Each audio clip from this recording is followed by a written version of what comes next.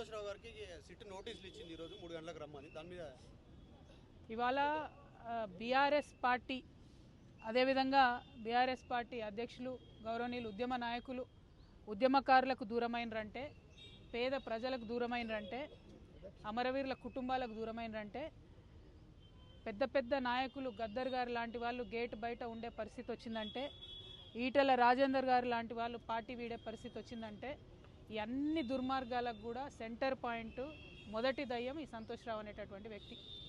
మరి ఆ సంతోష్ రావు గారిని సిట్ ఇప్పుడు పిలిచిందని చెప్తూ ఉన్నారు ఫోన్ ట్యాపింగ్ విషయంలో. కానీ ఈ ముఖ్యమంత్రి గారు, ఈ గుంపు మేస్త్రి గారు, ఆయనకు ఉండేటటువంటి ప్రధాన గూఢాచారి కూడా ఈ సంతోష్ రావే. ఫామ్ హౌస్లో కేసీఆర్ గారు సగం ఇడ్లీ తిన్నారా, ఫుల్ ఇడ్లీ తిన్నారా అనే ఇన్ఫర్మేషన్ గుంపు మేస్త్రికి ఇచ్చేదే ఈయన.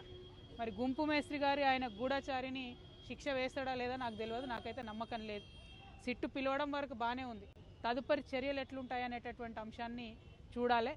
అదేవిధంగా మరి బీఆర్ఎస్ పార్టీ కార్యకర్తల నాయకులు కూడా గమనించుకోవాలి. ఇటువంటి దుర్మార్గుడికి హరీష్ రావు గారు, కేటీఆర్ గారు ట్వీట్స్ చేపెట్టి వత్తాసు పలకడం ఎందుకో అర్థమైతలేదు నాకు.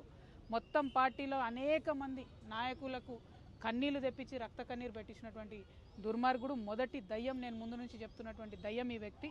మరి ఈ వ్యక్తి ఇవాళ వచ్చిండంటే చట్టం కరెక్ట్గా తన పని చేస్తే శిక్ష ఖచ్చితంగా పడుతుంది. కానీ గుంపు మేస్త్రి గారు ఈ గూఢాచారిని కాపాడుకుంటాడని చెప్పి నేను అనుకుంటా ఉన్నాను. మరి అటువంటి పరిస్థితి రాకుండా పోలీస్ డిపార్ట్మెంట్ వాళ్ళు పకడ్బందీగా మీ పని మీరు రాజకీయాలకు అతీతంగా చేయాలని కూడా డిమాండ్ చేస్తాం. టానిక్ విషయం